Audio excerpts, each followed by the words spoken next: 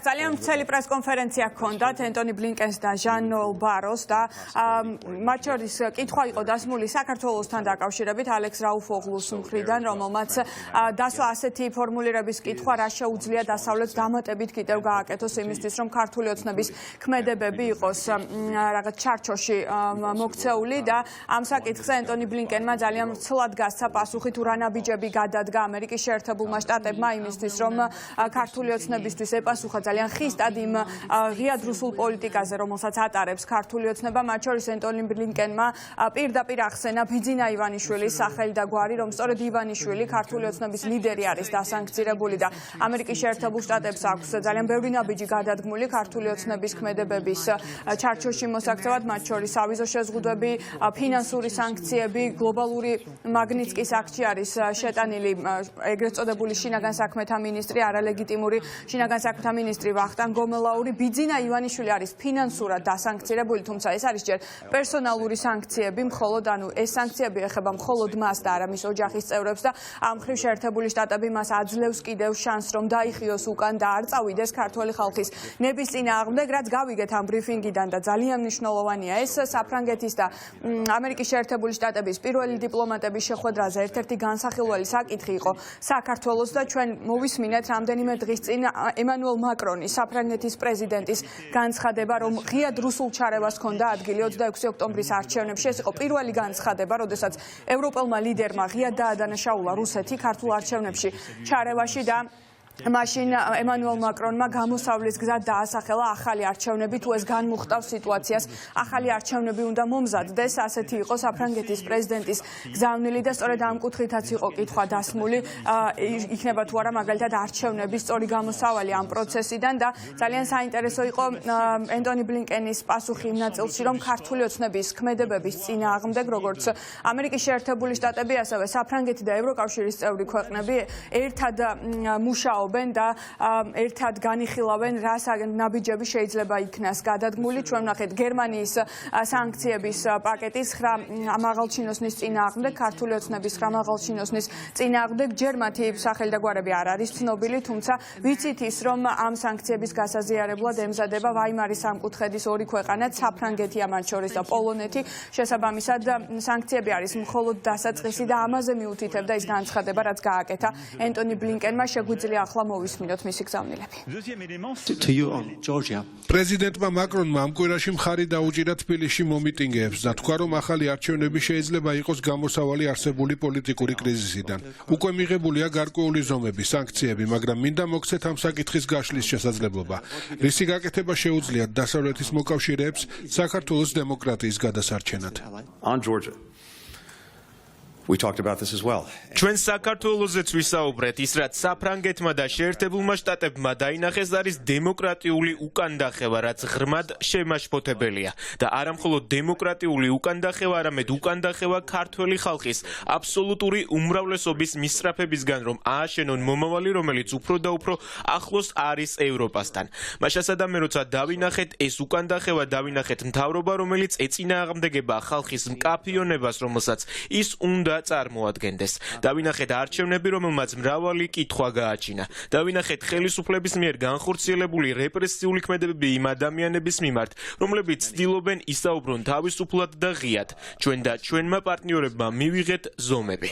ქართული ოცნების ლიდერის ივანიშვილის, ასევე მთავრობის სხვა წევრების წინააღმდეგ სანქციები დავაწესეთ. ჩვენ შევაჩერეთ ამერიკის დახმარება საქართველოს მთავრობისთვის. თითქმის ყველა ჩვენს პარტნიორთან ერთად, მათ შორის საფრანგეთთან ერთად, ჩვენ მივმართეთ ვენის მექანიზმს ეუთოს მეშვეობით, რათა ნათლად განმარტოთ, რომ გადადგმული ნაბიჯები, მათ შორის კანონმდებლობა, რომელიც ღრმად ზღუდავს სივრცეს სამოქალაქო საზოგადოების გამოხატვის თავისუფლებისთვის, უნდა შეიცვალოს. ასე რომ მგონი აშკარა ერთიანობას ხედავთ ჩვენი მიზნის მხრივ, როცა საქმე ეხება ამერიკის შეერთებულ შტატებს, საფრანგეთსა და მრავალ სხვა ქვეყანას, როდესაც საქართველოში მთავრობის სამწუხარო ქმედებების პირისპირ ვდგავართ. დასავლეთის მიერ უკვე გადადგმული ნაბიჯები, რომ ჯერ მხოლოდ დასაწყისია დასავლეთის რეაგირების, ამაზე მეტყველებს ის წერილიც, რომელიც გავრცელდა გუშინ და ამ წერილის ხელმომწერი არის 43 პოლიტიკოსი, როგორც ამერიკის შეერთებული შტატებიდან, ასევე ევროკავშირის წევრი ქვეყნებიდან, მათ შორის ევროპარლამენტარები, პოლიტიკის შემქმნელები, სხვადასხვა ქვეყნიდან კონგრესმენები, მათ შორის მეგობარი აქტის 4-ვე ინიციატორი არის ხელმომწერი ამ დოკუმენტის და 43 პოლიტიკოსი მოუწოდებს სხვადასხვა დემოკრატიული ქვეყნების მთავრობებს, რომ მოითხოვონ საქართველოში თავისუფალი და სამართლიანი არჩევნები და სანამ ეს მოთხოვნა არ იქნება შესრულებული, მათ არ ქონდეთ მაღალი რანგის შეხვედრები და საერთოდ კომუნიკაცია ქართული ოცნების არალეგიტიმურ რეჟიმთან და ასევე ეს პოლიტიკოსები, 43 პოლიტიკოსი ითხოვს სანქციების დაწესებას ივანიშვილის რეჟიმის წინააღმდეგ, ვინაიდან ივანიშვილი მის გუნდთან ერთად წავიდა ქართველი ხალხის ნების წინააღმდეგ, ცემა პირდაპირ დააწამა დემონსტრანტები თბილისის ქუჩებში და ამისთვის შესაბამისი ფასი უნდა გადაიხადოს რეჟიმმა, რომელიც ქვეყანას მიაქანებს რუსეთისკენ. ამ გამოხმაურებას უბრალოდ ამ წერილს მოყვა შეფასებები უკვე თავად ხელმომწერების მხრიდან და გადააზიარეს სოციალურ ქსელში მათ ეს ერთობლივი წერილი, მათ შორის არის მარკ ვიზი, მეგობარი აქტის თანაავტორი, რომელიც სიხარულით ამბობს იმას, რომ ის არის თანაავტორი ასეთი მნიშვნელოვანი აქტის კონგრესში და იზიარებს თავიდან ბოლომდე ამ წერილის სულისკვეთებას. იანკელი საქართველოში ამერიკის შეერთებული შტატების ყოფილი ელჩი, ასევე მიხაილ როთი გერმანიის ბუნდესტაგის საგარეო ურთიერთობათა კომიტეტის თავმჯდომარე და ისიც ითხოვს ახალ არჩევნებს საქართველოში, როგორც კრიზისის განმუხტვის ერთადერთ გზას და ასევე რასა იუკნევიჩიანი ევროპარლამენტში საქართველოს საკითხზე მომხსენებელი. მოკლედ ძალიან მნიშვნელოვანი წერილი გავრცელდა გუშინ და შეგვიძლია მოვისმინოთ ახლა როგორც მისი შინაარსი, ასევე რა გამოხმაურებები მოყვა თავად ხელმომწერების მხრიდან.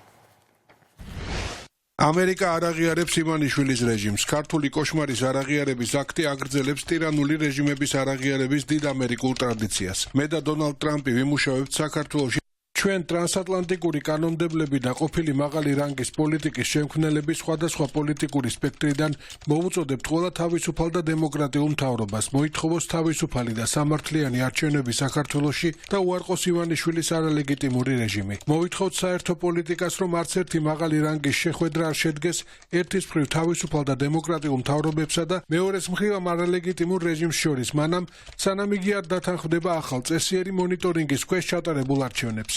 ამასთანავე ჩვენ მოვითხოვთ ერთობლივ სანქციებს ივანიშვილის რეჟიმსა და ქართული ოცნების მაღალჩინოსნებსა და პროპაგანდისტებზე, რომლებიც ძირს უთხრიან საქართველოს დემოკრატიასა და სუვერენიტეტს. ივანიშვილის პარტია ქართულმა ოცნებამ უგულებელყო ოპოზიციისა და საერთაშორისო დამკვირვებლების ლეგიტიმური შეშფოთებები ბოლო არჩევნების შემდეგ. მოიწვია ერთპარტიული საკანონმდებლო ორგანო და ცალმხრივად აერჩია ახალი პრეზიდენტი. მათ ღამის საპროტესტო აქციებს ათასობით მომიტინგის მონაწილეობით სასტიკად უპასუხეს. ქართველი ხალხი თავისუფალ და სამართლიან არჩევნებს მოითხოვს და ჩვენ მათ გვერდით უნდა დავდგეთ. მეამაყება მეგობარი აქტის თანახმწვანელობა და ქართველი ხალხის გვერდით დგომა მათ ბრძოლაში რუსული ჩარევისგან თავისუფალი მომავლისთვის, რომელიც პატივსცემს მათ უფლებებს. მაშინ, როდესაც ქართველები გაბედულად აგრძელებენ პროტესტს, ამერიკის შეერთებული შტატები მტკიცე დარჩება თავის მხარდაჭერაში. საქართველოს მეგობრების გლობალურ ალიანსთან ერთად მოუწოდებთ მსოფლიოს ყველა დემოკრატიულ მთავრობას თავი შეიკავონ ივანიშვილის რეჟიმთან მაღალი დონის შეხვედრებისგან, სანამ ის არ დათანხმდება თავისუფალი და სამართლიანი არჩევნების ჩატარებას. ასევე რეჟიმის წინააღმდეგ ერთიანი სანქციების მოწოდებით გამოვდივართ. დემოკრატიულმა ერებმა უნდა მოახდინონ ივანიშვილის რეჟიმის იზოლაცია, არ ჩატარდეს მაღალი რანგის შეხვედრები თავისუფალ არჩევნებამდე. ეგრეთ წოდებული ქართული ოცნება დემოკრატიის სირცხვილია.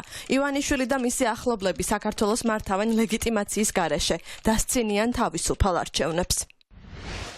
საქართველო ახლა ერთპარტიული რეჟიმის მიერ იმართება. ოპოზიციის შეშფოთებები, რომელიც ამორჩევლების ნახევარძემეს წარმოადგენს, იგნორირებულია. ცხადი გამოსავალი ახალი არჩევნებია. ქართველი ხალხის წინაშე ჩვენი ვალია უარყოთ ეს რეჟიმი, სანამ ის არ დათანხმდება.